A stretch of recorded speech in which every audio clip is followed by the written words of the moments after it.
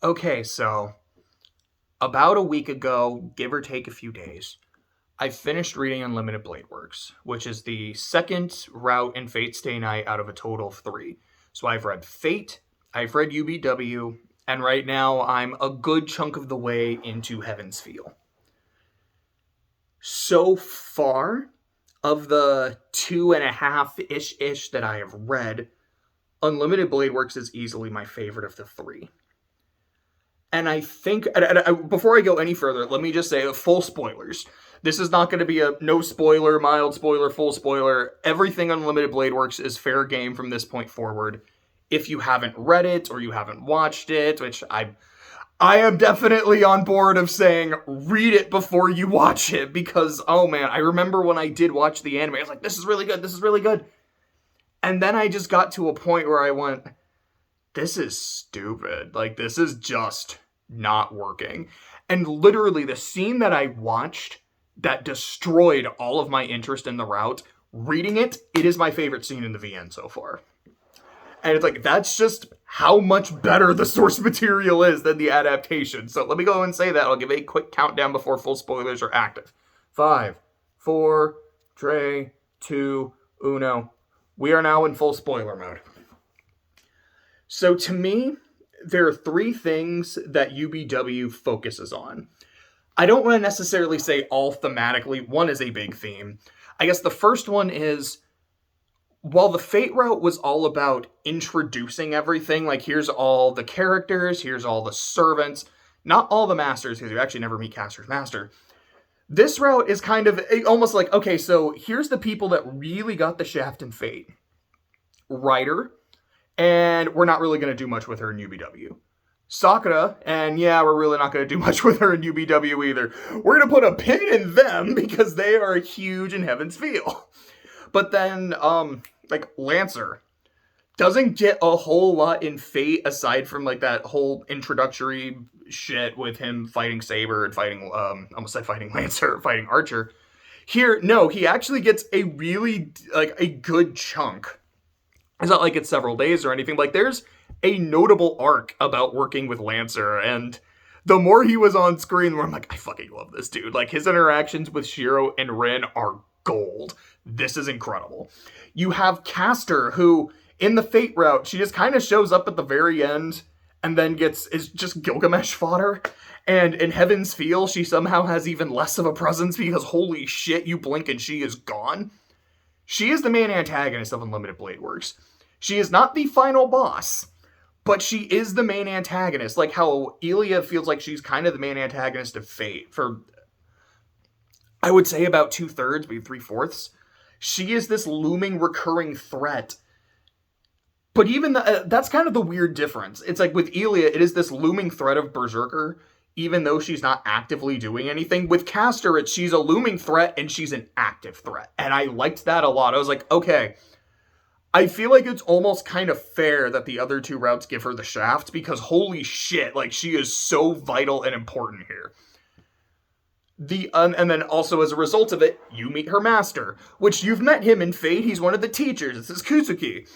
And boy, does he also get the shaft in Heaven's Feel. But like in Fate, he's just a dude who shows up a couple times in school. In Heaven's Feel, he's a corpse who shows up. In Unlimited Blade Works, he is working with the main antagonist. He does some cool shit in some bad endings, which we'll talk about when I just start talking about like what some of my favorite bad endings are. So at one point, yeah, I am going to be like, kind of like when I did my Fate route video, like here's some of the bad endings that really stuck out to me. In the Fate route video, I did the same with the fights. I don't think I mentioned every fighter. Like, here's the ones I thought were really cool. The problem with Unlimited Blade Works is it's not like, all right, here's some of the ones that are all really cool. They're all really fucking cool! And so to me, that's the second thing that Unlimited Blade Works is about. It is about upping the ante. It is about bringing the hype. If the Fate route is, this is what a Grail War is, so the reader has like a baseline understanding of what's going on, Unlimited Blade Works is, this is what a Grail War could be. Like when you hear the premise of Fate, of a Grail War, it's like, all right, 7 masters are in a battle royale. Each summons a servant, and each servant is this like mythological hero, or it could actually be just a real person who is so badass that like they've almost become a mythological figure, and they're all in different classes, and they all have like these different abilities and stats like they're fucking RPG characters, and they all have super moves like they're fighting game characters, and in the case of Saber, she is a fighting game character because she's in fucking Melty Blood. I mean, I guess they all are, because I think it's called Unlimited Codes. There is a Fate fighting game, and like, man, I really want like a full, like a new 2D Fate fighting game. Whether it's like, it probably wouldn't be Arxis, because it'd probably be done by the people who make Tsukihime, or not Tsukihime, that this would be type mode, Melty Blood. But man, like, if you actually get like the full, like, here's the Fate Go roster, pick. Holy shit, you could have such cool shit. I would be a Tamamo main, because that's my girl. But regardless, Unlimited Blade Works, like I said, it ups the ante, it brings the hype. The fights are incredible. There's so fucking many of them. And then there's just these wrinkles that keep happening. Like, okay, Archer is now a lot more active. Because, yeah, in the Fate route, he gets injured by Saber, and then it's just sideline and kind of does nothing. Here, he's a main character, and when he fights Caster, it's really fucking cool, but then there's also the fact that he really hates Shiro, which I'll put a quick pin in that one, because we'll talk about that when we get to the like big theme of the route. But like, when Archer's actually doing shit, it's really hype. And you got the fact that Shiro in the Fate route's like, Saber, I don't want you fighting servants. You're gonna train me so I can fight servants instead. And Ren's like, is he stupid? And then Saber's looking at Ren going, I don't know, is he stupid? Because you can't do that. And then Unlimited Blade Works, you can do that. You got a scene where Ren is throwing hands against Caster. Kuzuki is just a dude, and he's throwing hands with servants. He nearly kills Saber just by punching her. It's nutty as hell. Now granted, in those two instances, Rin is using her magic to like enhance her fist so she can hurt Caster. Caster is enhancing Kuzuki's fist so he can hit Saber. But I mean, you've even got Shiro throwing hands with servants. He has a fight with Archer that he wins. The final boss is him against Gilgamesh, and he wins. It's kind of weird how Fate goes out of its way, like the route, not the whole series. But the Fate route goes out of its way to say, no, a human can't fight a master, and the fact that Shiro is adamant about this is fucking stupid. In Unlimited Blade Works, it's a route where he goes, no, humans can't fight masters, that's stupid. I still want you to train me, Saber, but that's just so I'll have a better sense of what is going on in a fight. And so if I get ambushed or cornered, and for whatever reason you're not around to help, I can take care of myself. I'll be able to fight long enough to escape, or until you can get to my side. And Saber's like, that makes sense. I'm glad you're not dumb. In the route where, no, you can apparently do this, and it leads to some of the coolest fucking best fights in the series. I love it! I think there is something, but then just, again, I was talking about, like, some of the crazy wrinkles that happened, like, Shinji getting Gilgamesh as his servant, because that's fucking bad. There's a point where Caster gets Saber as her servant, because she steals her from Shiro, and then Archer betrays them, so he's working with Caster, and then Lancer shows up and is like, hey, I still have my masters, so I'm not y'all's servant, but I kind of like you guys. I'm just gonna help you. Fuck Archer. He's a dick. So you've got that shit, and then Rin and Saber literally have this, like, WWE tag scene where they become master and servant, where Saber's like the Archer and Shiro are fighting, and Rin's like, this is fucking bad. She starts like making a contract with Saber, and she's like in a circle of swords, and she's holding her hand out to Saber, like, tag me in, and then Saber's like crawling her way to Rin to fucking tag her. It's like, this is, what the fuck? When did I start reading WrestleMania? Oh shit. Oh, it's so cool. This is what I wanted. I love it. But then you get to the third thing that Unlimited Blade Works is about, which to me is the big theme. It is about Shiro's, how do I say it? It's about Shiro's ideal. It is about his thing of, I want to be a superhero, an ally of justice, someone who helps people, while forsaking myself. Because, what I think is so interesting about Shiro, his forsaking himself is not like, well, I'm a terrible piece of shit, no one cares about me, and you know what, they're right to. That's more Sakura's thing, once you really get into Heaven's Feel. For Shiro, it's like, he's just not even a factor. It's like, no, like, someone needs my help, I'm gonna fucking do it. I have to destroy my body in order to keep someone safe? Okay. It is what it is. That's what I gotta do. And the more he interacts with Archer, the stronger... Okay, so first off, the stronger Shiro gets, because Archer is him. Like, this is... Essentially, it is Shiro from a bad ending. And having gotten to the superhero ending in Heaven's Feel, which I will definitely talk about when I get to that route, that is my favorite bad ending in the series so far. It's essentially...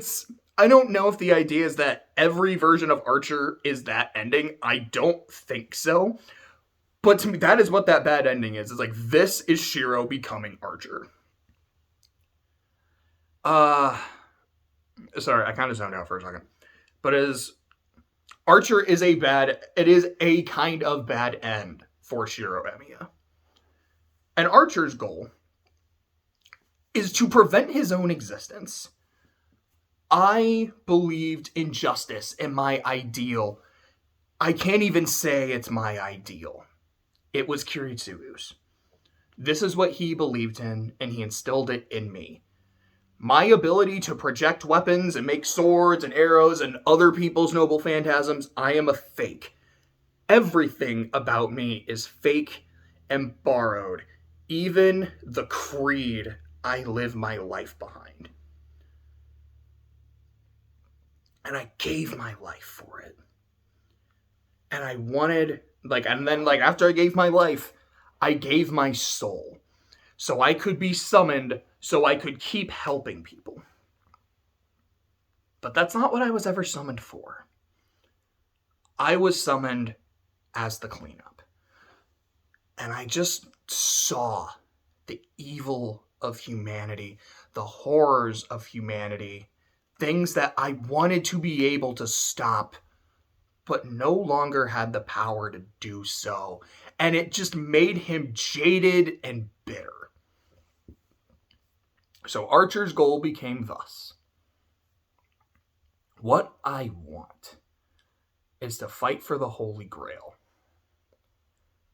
Because maybe, just fucking maybe, I will be summoned to the Grail War when I was a master. I will be one of the servants against Shiro Emiya. And I'm going to do everything in my power to keep him from becoming me so that I don't have to exist anymore. And if I can convince him not to become me, perfect. But I know I can't, because I know me better than anyone. I know how much of a stubborn prick I am. So when he doesn't listen to me, I am going to kill him.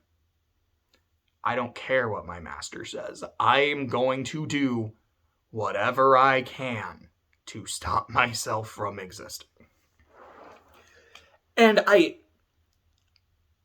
read the entire route knowing Archer's identity. And it does make all of their scenes so much more interesting. First off, because Shiro has both this hate boner and man crush for Archer at the same time. He's just it is on sight. He's I don't know what it is about you, but I just fucking hate you. I just see you, Archer, and I don't like you. I don't know what it is. And Archer, who has amnesia at that point, is yeah, I don't know what it is either, kid, but I fucking despise you too.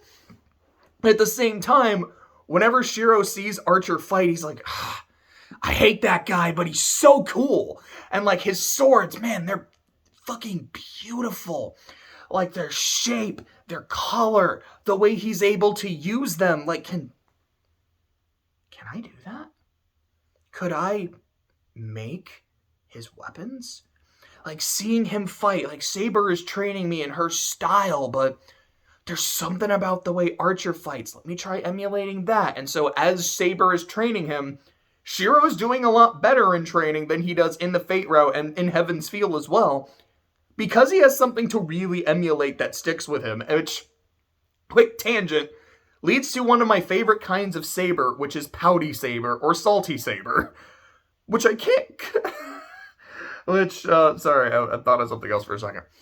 Her essentially being, okay, Shiro, I mean, you're taking well to the training, and you're getting better, and as the one teaching you, that makes me really happy, but you're not taking after me, you're actually taking after him, and I'm not gonna lie, I'm feeling kind of jealous about it. Like, I'm happy you're improving, but I mean, really? Really? Him? Not me? Him? And I think that's fucking hilarious. There's a scene where Ren, and Saber go on like a day-long date, and they talk about how they were performing at the batting cages, and Saber kept losing, and because she's such a poor loser, Shiro had to keep playing her in the batting cages until he eventually lost, but he couldn't hold back, because if he holds back, Saber would be like, you're holding back, that doesn't count, you piece of shit, I have to beat you when you're trying, and he's like, I did this like 5 times in a row, I'm fucking tired, Saber, why are you such a sore loser?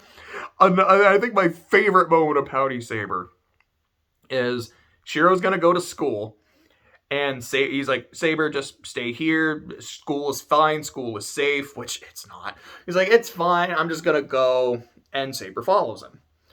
And Shiro's like, Saber, I told you to stay. Like, what are you doing? And Saber's like, no, what you told me to do was do whatever I wanted. And whatever I wanted involves following you. Saber, I'm not going to use a command spell for this, but I'm going to fucking order you to stay. You know, I refuse. Because that's such a monumentally stupid order, I can't imagine my master would actually tell it to me. So for all intents and purposes, Saber's just going, la la la la la, I'm not listening to you, and it's magnificently funny. And then watching it in the anime, the scene, like, it's like, yeah, he's going to school, Saber follows him, he's like, Saber, you don't have to, I'm gonna anyways. And that's kind of it, like, it takes genuinely one of the funniest scenes in the route, and then just made it not funny. And it's not like they made it like awful. It's just, we're kind of playing it straight for a couple seconds instead of really playing up how stupid it is. And it actually kind of broke my heart a little bit. Anyway, so that's my Pouty Saber tangent. But by watching Archer fight, Shiro is getting stronger. Like, he's getting a much better idea of what he needs to do. He actually starts projecting Archer's... I don't know why I do that every time, but that's my projecting the sword and then holding the sword, I guess. Oh, I'm stupid. Give me a second to get my thoughts back. But it starts him on the path of projection magic a lot quicker. And instead of trying to project... Because if I'm remembering right, in the Fate route, when he projects Caliburn, it didn't fuck up his body. Because I think Ren was like, dude, you should not be able to move. Your arms should be fried. You should be dead for even trying to do that. And he's like, no, I'm perfectly fine. But when he's projecting Archer's weapons, which I can't remember what they're called. It's like Byakuya, I think, is the white sword. I don't remember the name of the black sword. Or maybe Byakuya was the black one. I just don't remember the white one. But regardless, like his yin-yang blades, it completely fucks him up. Excuse me. Like, as you're reading, like, you just read how he's destroying his body every time he does it. But he's still doing it because it's the only weapon he has. It's the only thing he can do, and Shiro Emiya has to keep fighting.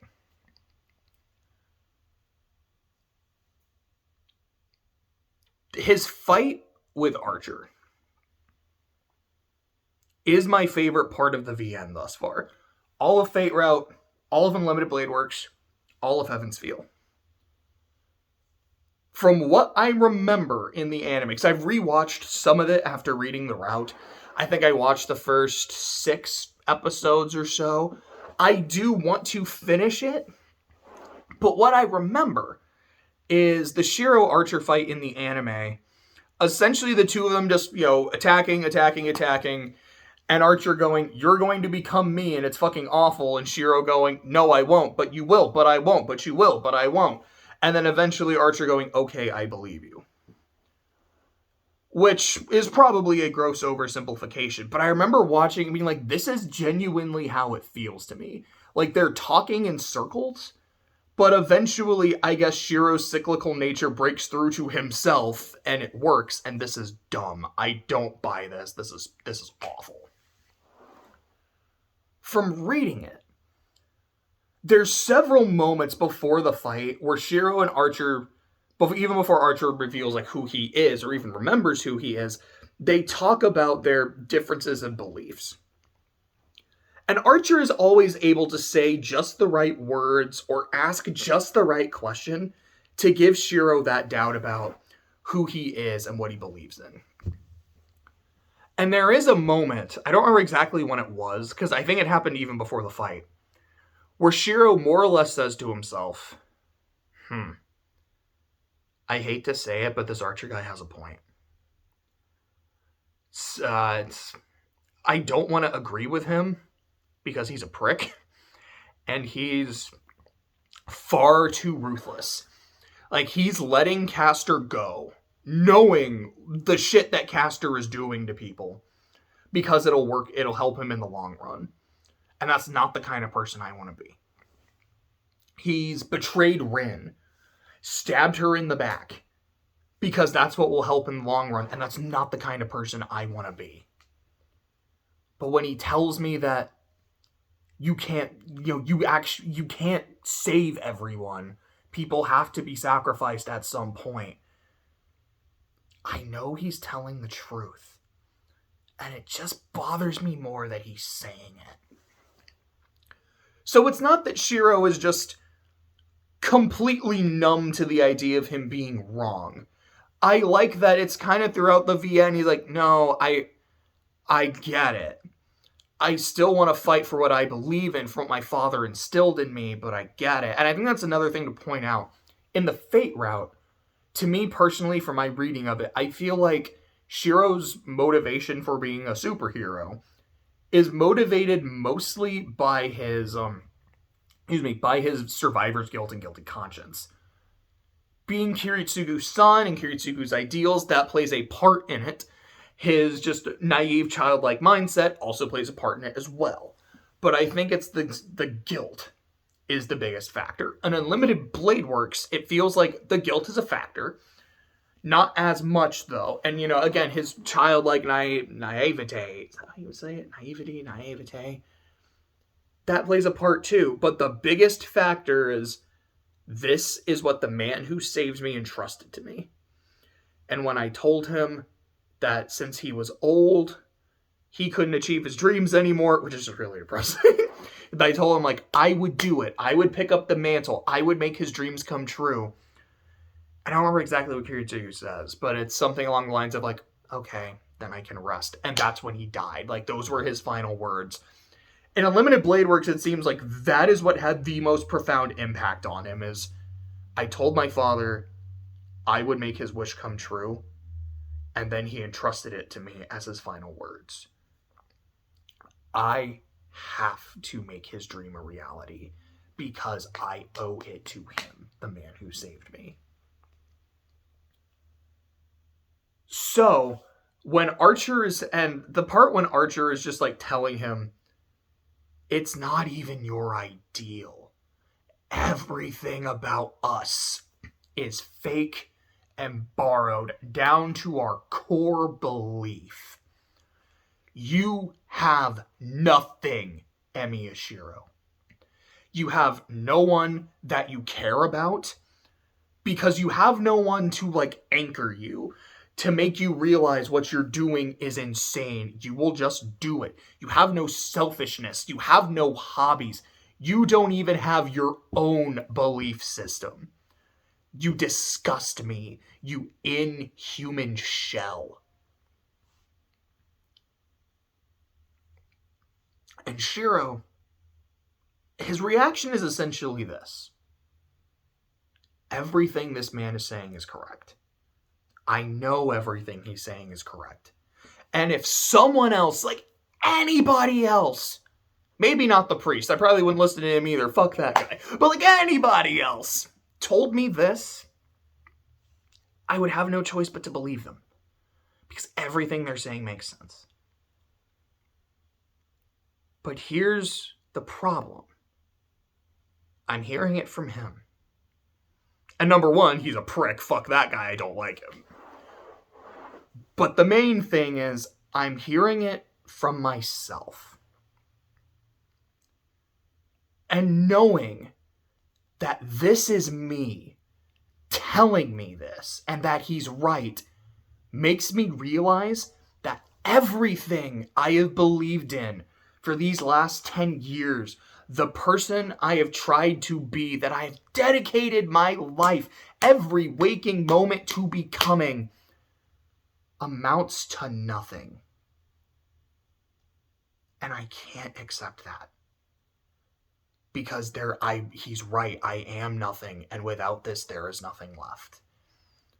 And I have to fight for my ideal. Because it's something. It's all I have. But at the same time,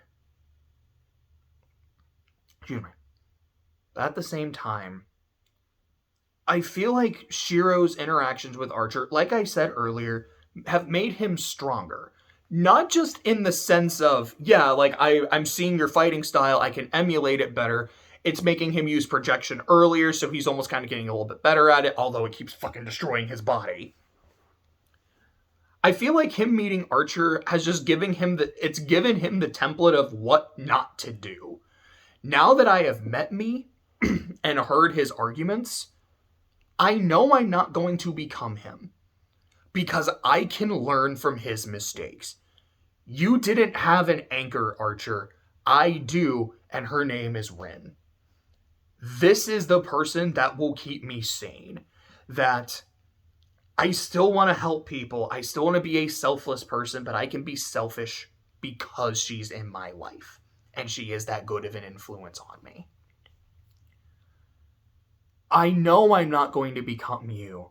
Because I've seen the things that you do and are willing to do that I know I would never. And it also lets me realize that, like, I see the result of the slippery slope, so I'm a lot less willing to make those slippery slope triggering decisions. But also, as much as you say a lot of things that make sense and are correct, there's one thing I think you're wrong on. Yes, Kiritsugu's belief is borrowed. To use your word, Archer, it's fake. But that doesn't mean I don't actually believe it. It is not just Kiritsugu told me to do this and I'm doing it out of obligation. It is something I believe in. I want to make people happy. I want to be there to save people who need it. I know what too far looks like. And now I know I will never go that far.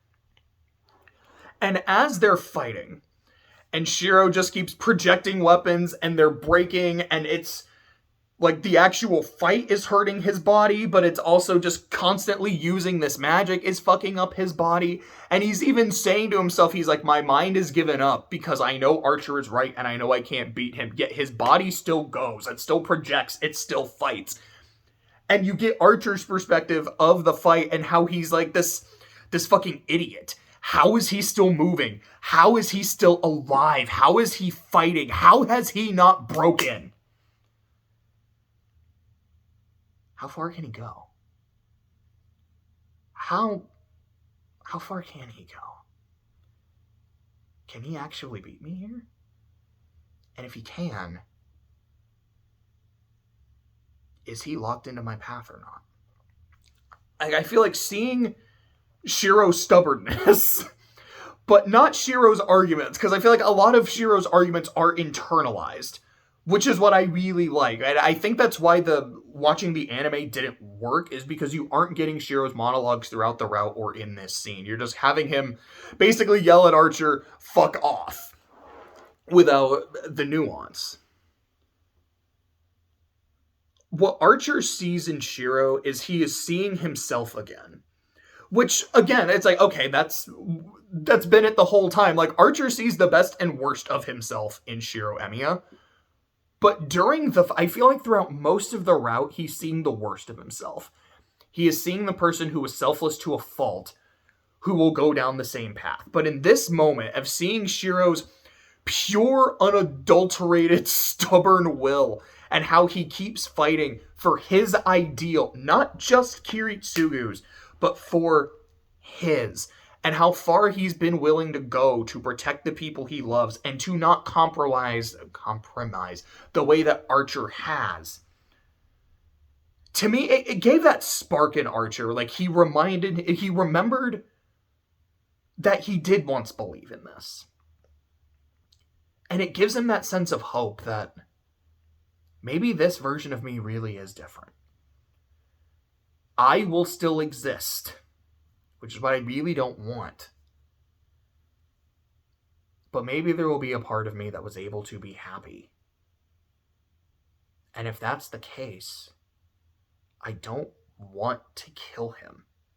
I want to give him that chance to achieve his dream, because if there's one of us that can, maybe it's him. Maybe there is a Shiro Emiya out there that can be happy.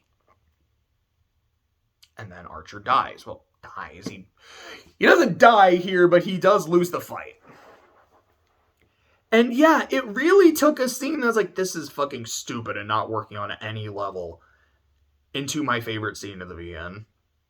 Like, if...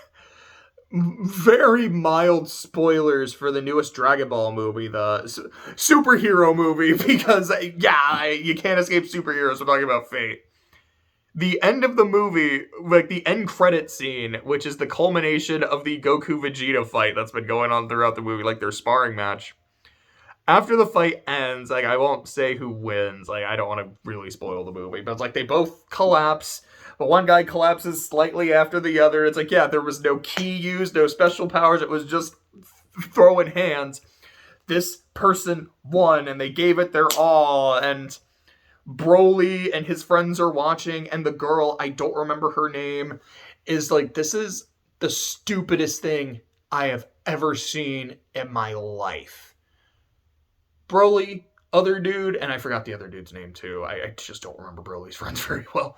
Like, guys, do you agree? Is this stupid? And Broly and the other dude are just crying, having witnessed the most beautiful thing they've ever seen in their lives. I was like, yeah. So her reaction was my reaction to watching this shit in the anime. Their reaction is me watching it reading it in the VN. I didn't cry.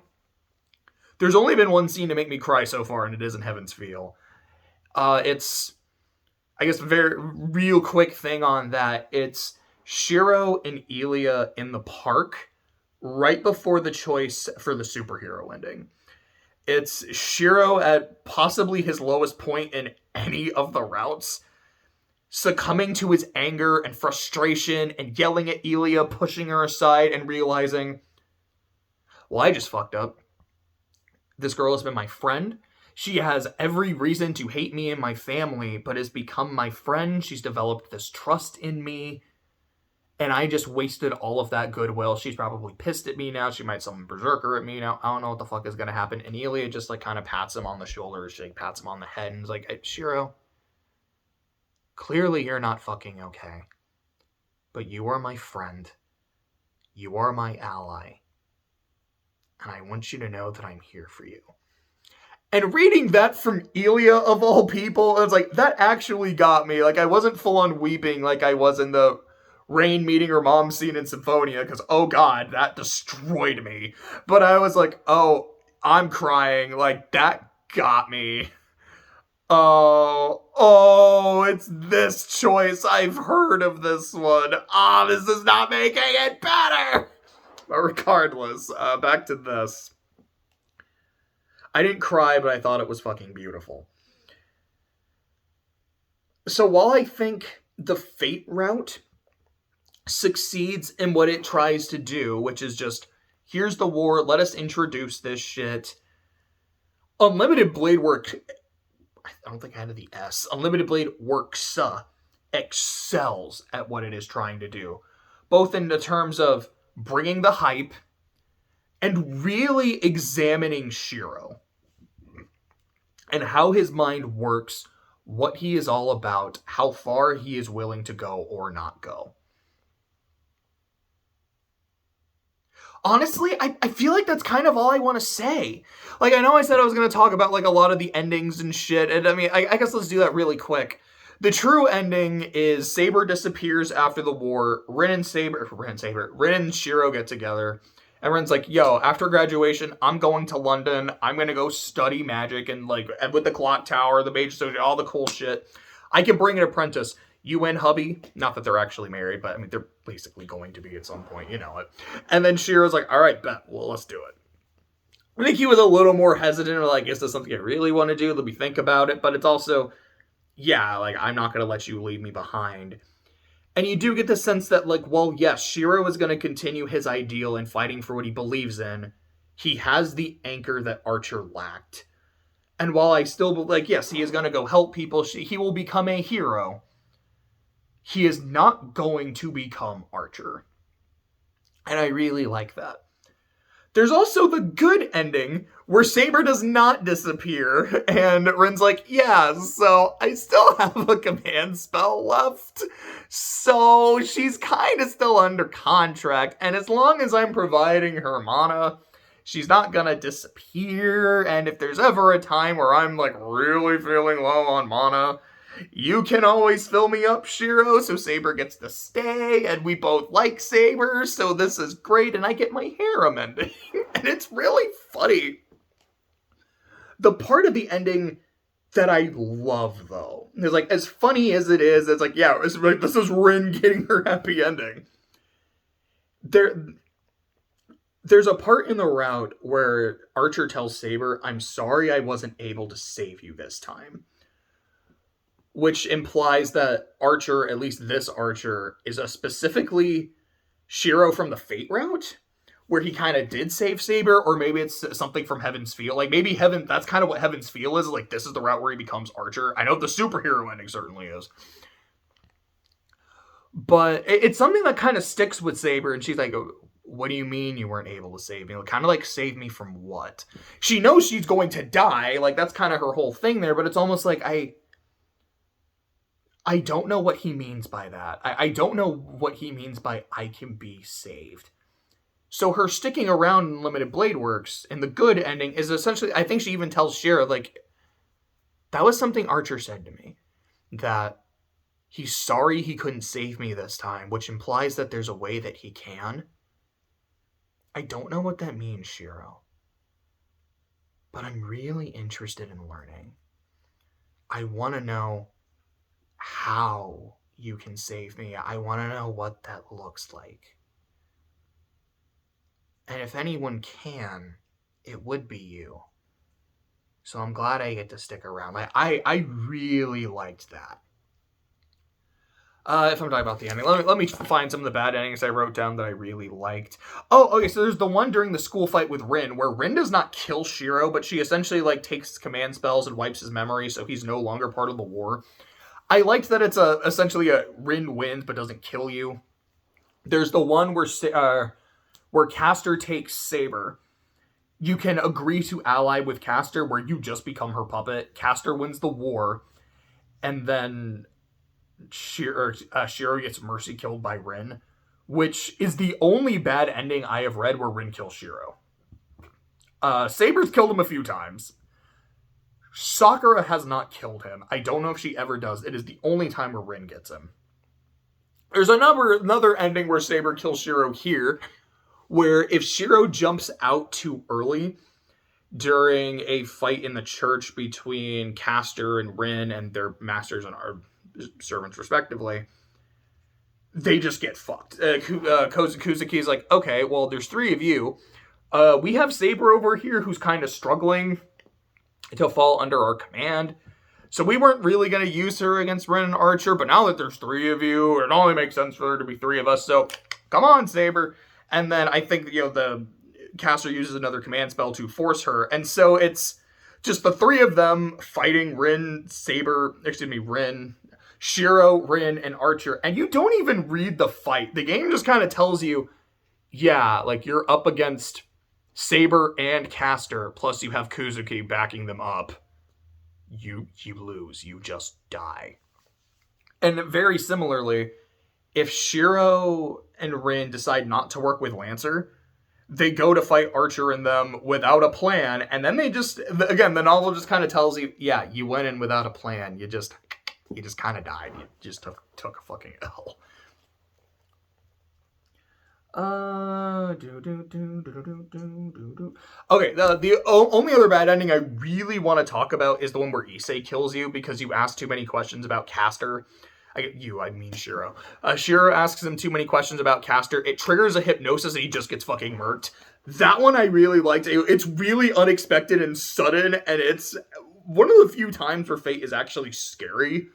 Before Heaven's Feel. Heaven's Feel is a fucking work of horror. But I really liked that one. When it comes to the fights, they're all fucking great. The Archer fight, like I said, that is my favorite scene in the series. Just Kuzuki throwing hands with Saber it's badass and it's funny. Rin actually punching Castor. He's like, yeah, I knew I couldn't beat you in a magic duel, so I essentially lulled you into a false sense of security, knowing that you actually had no way of beating me in a fist fight, so then I started punching the shit out of you. It's fucking great. The fight between Gilgamesh and Berserker, I remember specifically saying to myself, this is not hype, this is heartbreaking. The whole, you're strong, Berserker. That is devastating to read. I fucking hated that. It's one of the best scenes, but I fucking hated it. The scene between Shiro and Gil, when they have their fight, because Shiro is like Po to Tai Lung. He is just a perfect counter to Gilgamesh. Here I come, King of Heroes. Do you have enough weapons in stock? That shit is so fucking hype. I will be honest, it is one of the only times I can say I think the anime does it better, because that moment of Gilgamesh reaching for Aya, hesitating because he's like, I don't want to dirty my sword with a mongrel. I don't want to have to resort to this. But then he takes Aya anyways, and it's that moment of hesitation that makes him slow enough for Shiro to cut off his arm. I like it better than in the VN, where it's just, Shiro has his, he has Unlimited Blade Works activated. He has his Reality Marble, so he's just faster than the Gate of Babylon. Do I buy that it's faster? Sure, because the idea is kind of like everything is already here. I get it, but it still works in the sense that Gilgamesh is lost to his hubris because he was playing with his food the entire time. Shiro was always serious, but Gil could have essentially killed him whenever and just didn't because he thought it was funny. He still loses to his hubris. But that moment of hesitation with Aya, I think, is just a perfect little detail. It's like, yes, this is why Gilgamesh lost. I really think that's it. I mean, I was going to do a thing where I was like, all right, let me really talk about the main characters of the route, but I already have. I've already really said, I think, all I need to say about Shiro. I've really said all I need to say about Archer. Saber, I just don't consider a main character in this one. Shiro, Rin, and Archer. So I guess I need to talk about Rin. What I love about Rin in this route is because Archer is not just sidelined the entire time, she could be more active. And while in Fate, she's a really good assistant because she's the hyper-competent one that knows what the fuck is going on. She's really good strategizing. Without her servant, she's just kind of dead weight, unfortunately. Here, you get to see, this is what Rin is capable of. She is very competent. She can still make bad decisions. She can get very emotional. She's not perfect. And it is those imperfections that really bother her and get under her skin, which I do think makes her interesting. But you get to see her be consistently badass. You also get to see what happens when she teams up with Saber. So it's like, oh, this is what Saber can do when she's not held back by Shiro. This is hype as fuck. I like the romance between Rin and Shiro. Although, I know I had said this in my Fate Route video. It's like, I knew Rin was a tsundere. That's like something she's very well known for. But I don't really see it. It's more just like, whenever she's calling him an idiot, it's not because I have to hide my feelings. So why would you say things like that? And more like, no, she considers him an idiot. It's genuine condescension. It's wonderful. Here in Unlimited Blade Works, this is when you really get tsundere Rin. And I feel like when she's written more the way she is in the Fate route, I like it a lot more. When she's written as a tsundere, I just don't care as much. But I do still like their relationship. I would say I like it more than I do with Saber. And at the point where I am in Heaven's Feel, I would say I like it more than I do with Sakura. Because in Heaven's Feel, it's just, this is Shiro at his horniest. And on the one hand, it kind of feels like, this is the woman I don't know, I was pronouncing that kind of weird. It smells like woman in here. Oh god, that fucking sucks.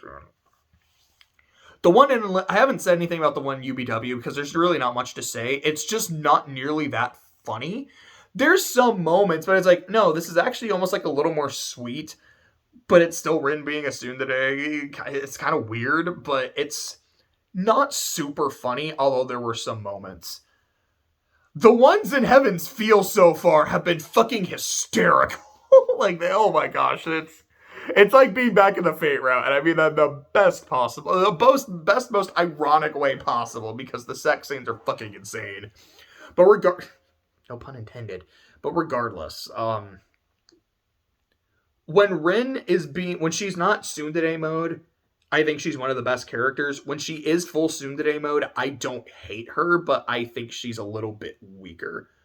But overall, because this route allows her to be more competent, and she does get a lot more time to interact with Shiro, I did like it a lot. So overall, Unlimited Blade Works, it's my favorite of the three thus far.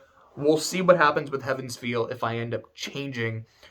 But I guess just the number one thing I could say overall is it took Shiro Emiya, who, from watching the Dean anime of the Fate route specifically, watching Unlimited Blade Works from UFO Table, and then reading the Fate route, I liked him a lot more in the Fate route, but there were still moments that made me think, this guy's an idiot.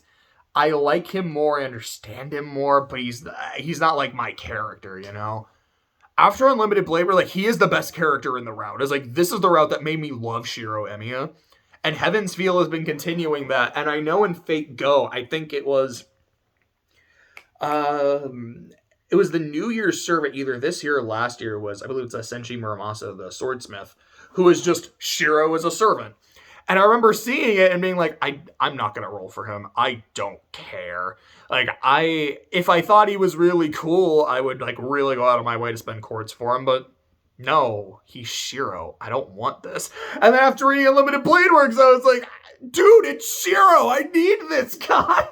What the fuck? How could I have been so wrong? Why is he so hard to adapt? What the fuck? It's wild how it's like you can tell if someone has read the VN or not, just depending on how, what they think of Shiro's character.